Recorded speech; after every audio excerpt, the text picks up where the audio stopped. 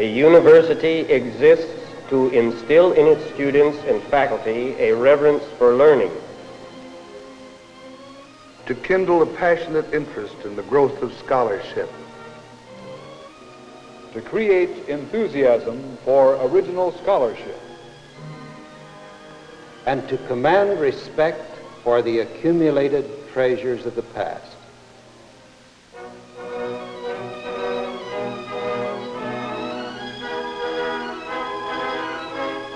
Welcome to Southern Illinois University. May your years at Southern be fruitful and happy ones. By the way, I think you'll be interested in our statement of objectives over there on the wall.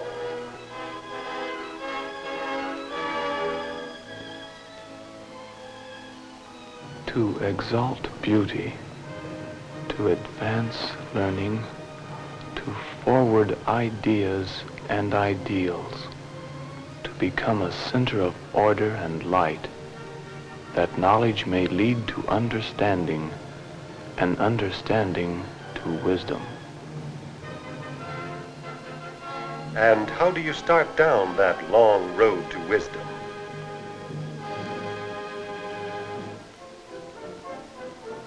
By observing a few customs, learning a few traditional landmarks,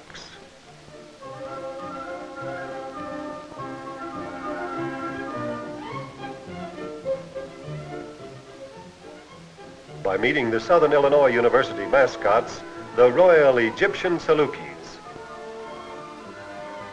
by suddenly acquiring several thousands of pages of books, and by losing your identity temporarily for the sake of efficiency. So begins the year of a Saluki. Southern Illinois University is both old and young. It combines the dignity of age with the boundless and natural curiosity, energy, and enthusiasm of youth. On Southern's faculty are teachers who are constantly discovering, creating, growing, exhibiting that ceaseless curiosity which is the mark of the vital, challenging mind. Teachers who embody two qualities that make for greatness in a teacher: generosity of time and spirit, and patience. Teachers who provide what Alfred North Whitehead has called the perpetual vision of greatness and the philosophic outlook.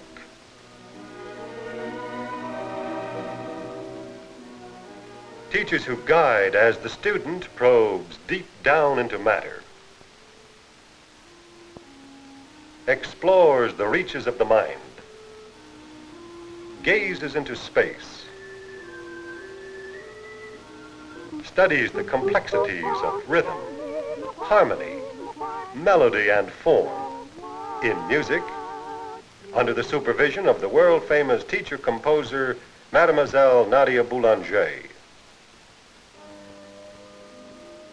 In poetry, under Southern's Dr. Robert Fainer, who shows how Shakespeare used the loom of language in weaving a sonnet.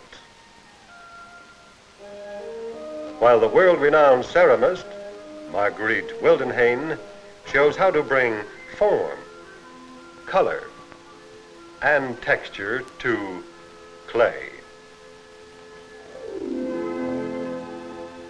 Teachers of chemistry and physics who explore and explain our exploding universe.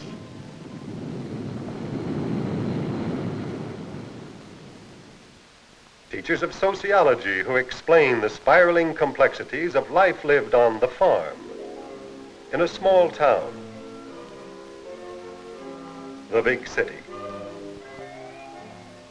Teachers who train student performers in the formal and exact requirements of La Bohème.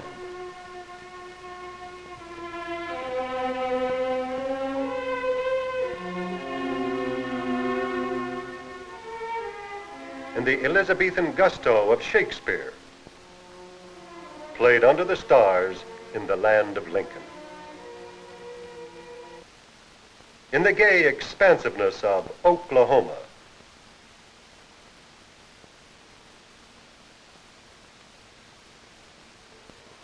teachers who guide in the world of mass, color, form, and texture, and who bring to the campus works by the proclaimed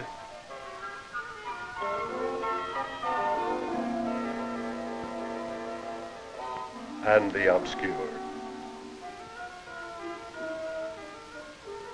In turn, Southern students are continually engaged in the most civilized of all tasks, pursuing a purposeful plan of learning.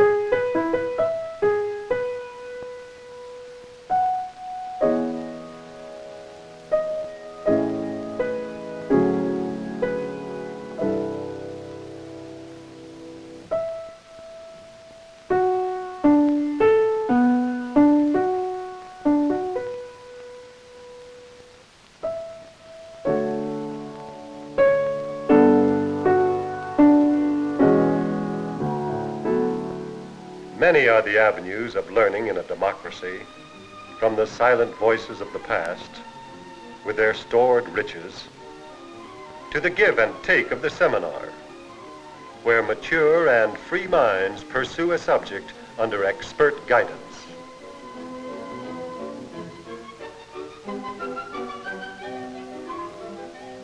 To the world of lectures and laboratories.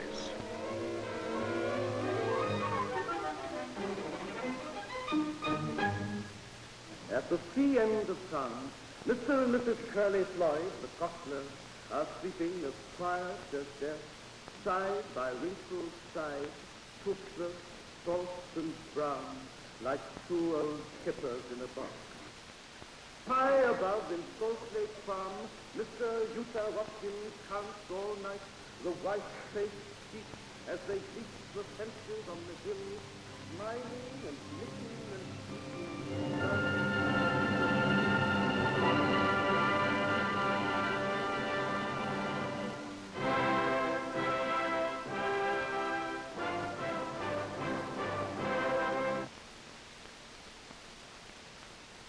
From the private confines of a booth shared with a genius to the quiet and motionless world of the campus museum, to the colorful and motion-filled world of the military, all the while retaining a proper fear of regimentation.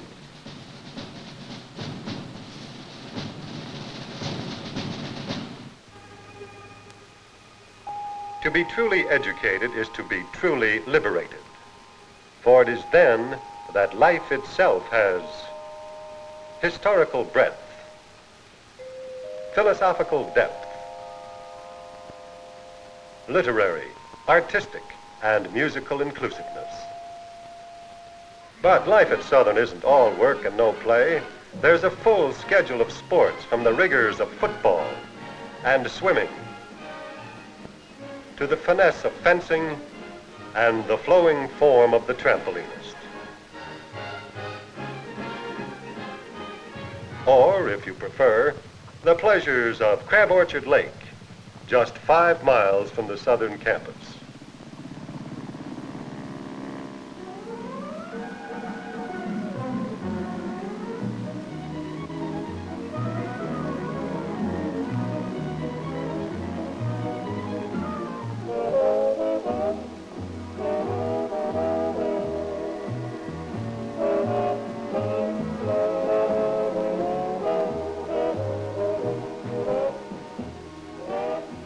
And that evening, perhaps one of these films at a nearby art theater. Or dancing to the live music of one of these orchestras.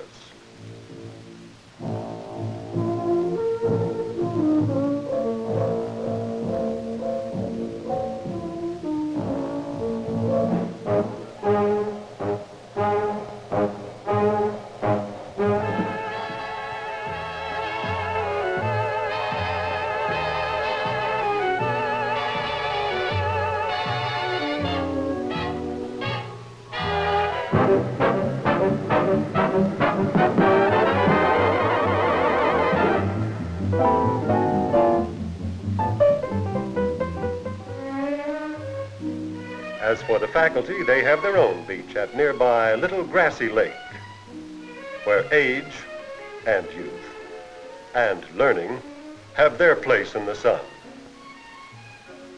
For the violently ambitious faculty member, there is the pleasure of golf.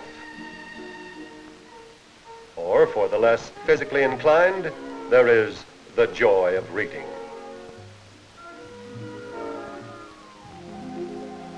The pursuit of happiness and knowledge at Southern are intertwined. There is the orderly dormitory debate, the cafeteria-friendly give and take, the pleasantly informal conference with a professor, and there is the joy of hours spent with a great book. At Southern, age and youth, yesterday and today, blend to mutual advantage in the endless quest for knowledge.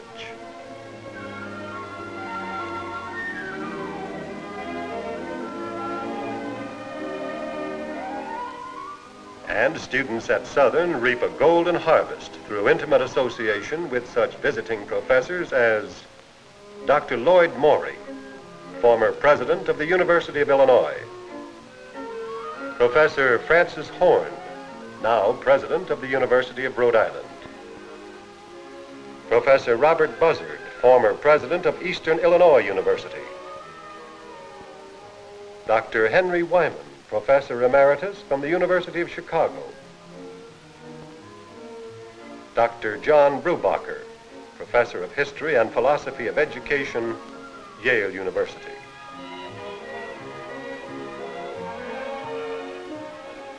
Southern strives to produce broad-gauge citizens as well as highly trained specialists.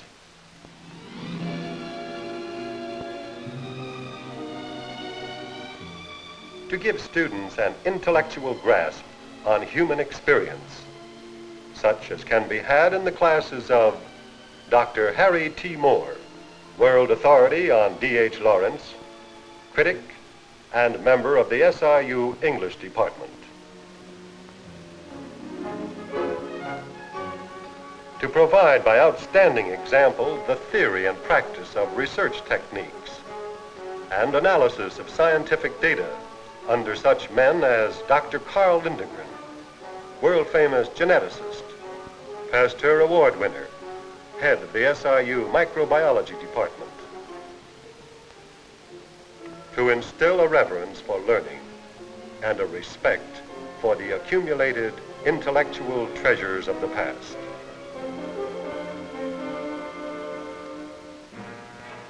But the campus of Southern Illinois University is larger than the 2,100 acres that comprise the Carbondale campus, larger than its combined campuses.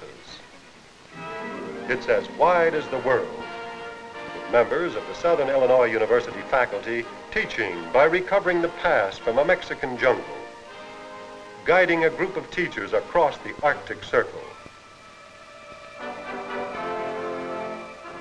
conducting a class whose laboratory consists of 5 continents,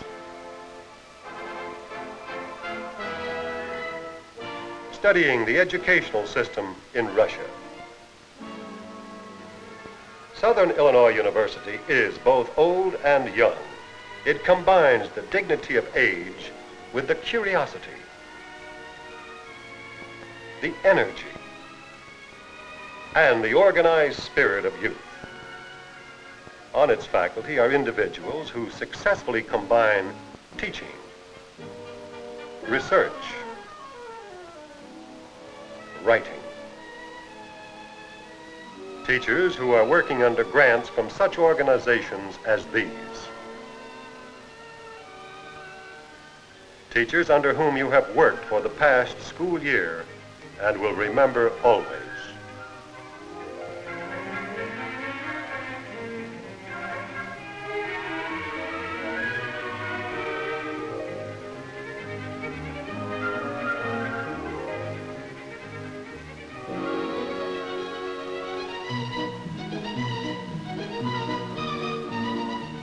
So, finals are over, and your first year at Southern comes to an end. And you're going home for the summer.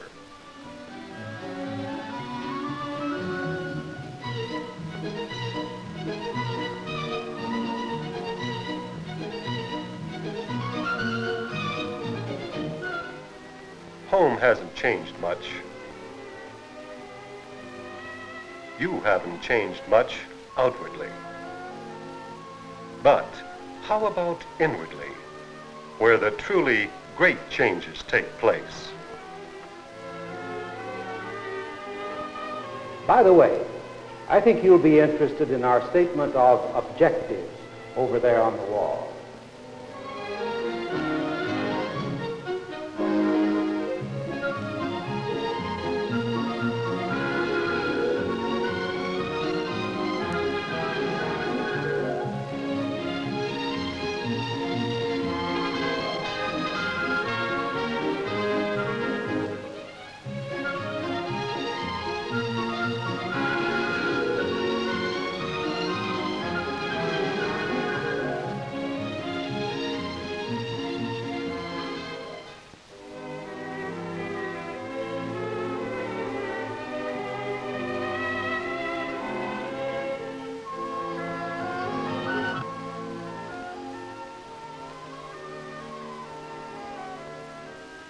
Are you really the same person who went away to Southern